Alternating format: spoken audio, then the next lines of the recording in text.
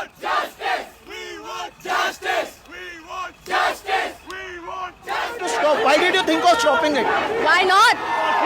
ये जीत है इन लोगों की और क्योंकि लोग निकल गए हैं लोगों को छोड़ दिया நீட் வினாத்தாள் கசிவு விவகாரத்தில் வெடித்த போராட்டத்தில் போலீஸ் வேனை மறித்து நின்று மிகப்பெரிய அளவில் பேசு பொருளான இளம்பெண் சைபர் கிரைம் போலீசில் பரபரப்பு புகார் ஒன்றை அளித்திருக்கிறார். மாணவர்களுக்காக போராடிய தனக்கு இந்த நிலையா என ஆதாரங்களோடு போலீசாரிடம் புகார் மனுவை அளித்தவர் தனக்கு நடந்தவை குறித்து விரிவாக பேசியிருக்கிறார். தேசிய அளவில் கவனம் ஈர்த்த இவருக்கா இந்த நிலை என்று விவகாரம் பூதாகரம் ஆகியுள்ளது.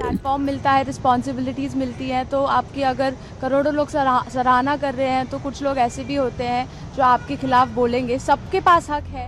நீட் வினாத்தாள் கசிவு விவகாரத்தில் தர்மேந்திர பிரதான் பதவி விலக கோரி டெல்லி ஜந்தர் மந்தர் உட்பட நாட்டின் பல்வேறு பகுதிகளில் போராட்டம் வெடித்தது. கரப்பான் பூச்சி ஜனதா கட்சியினர் உட்பட மாணவர் அமைப்புகளும் களத்தில் இறங்கியதால் தேசிய அளவில் விவகாரம் பரபரப்பை ஏற்படுத்தியது. இதன் ஒரு பகுதியாக மும்பையில் நடந்த போராட்டத்தில் கைது நடவடிக்கை மேற்கொண்ட போலீசார் போராட்டக்காரர்களை அழைத்துச் சென்றனர். அப்போது போலீசாரின் வேனை மறித்த ரியா ஆகிர் என்ற இளம்பெண் போராட்டக்காரர்கள் விடுவிக்குமாறு குரல் எழுப்பினார். ஒற்றையாளாக துணிச்சலோடு போலீஸ் வேனை மறித்த ரியா ஆகிரின் புகைப்படம் பெரிய அளவில் வைரலாகி அவருக்கு பாராட்டுகளும் குவிந்தன.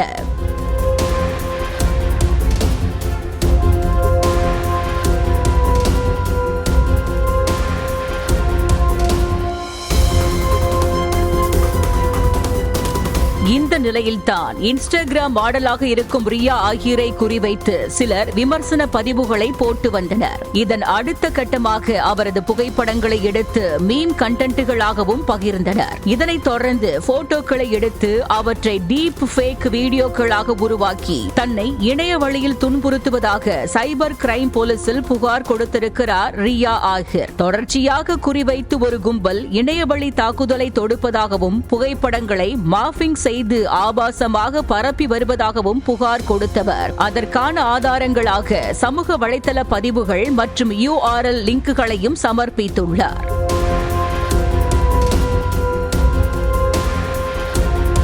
வெறுப்பு பிரச்சாரத்தை தாண்டி தனக்கு இணைய வழியில் மிரட்டல்கள் வருவதாகவும் புகார் மனுவில் குறிப்பிட்டிருக்கிறார் ரியா. இதனிடையே புகாரை பெற்றுக்கொண்ட சைபர் கிரைம் போலீசார் இந்த விவகாரத்தில் FIR பதிவு செய்து விசாரணையை தொடங்கியிருப்பதாக தகவல் வெளியாகியுள்ளது. போலீசாரின் அழைப்பின் பேரில் காவல் நிலையம் சென்ற பின் பேட்டியளித்த ரியா போராட்டத்தில் பங்கேற்றதால் தான் குறிவைக்கப்பட்டிருப்பதாகவும் 3 நாட்களில் இத்தனை வெறுப்பு பிரச்சாரமா என்றும் ஆதங்கத்தோடு பேசியிருக்கிறார். குறிவைத்து தாக்கும் வெறுப்பு பிரச்சாரம் மற்றும் மிரட்டலால் தான் சோர்ந்துவிடப் போவது இல்லை என்றவர் இணைய வழியில் துன்புறுத்தலில் ஈடுபடுவோர் மீது நடவடிக்கை பாயும் என்றும் நம்பிக்கை தெரிவித்துள்ளார்.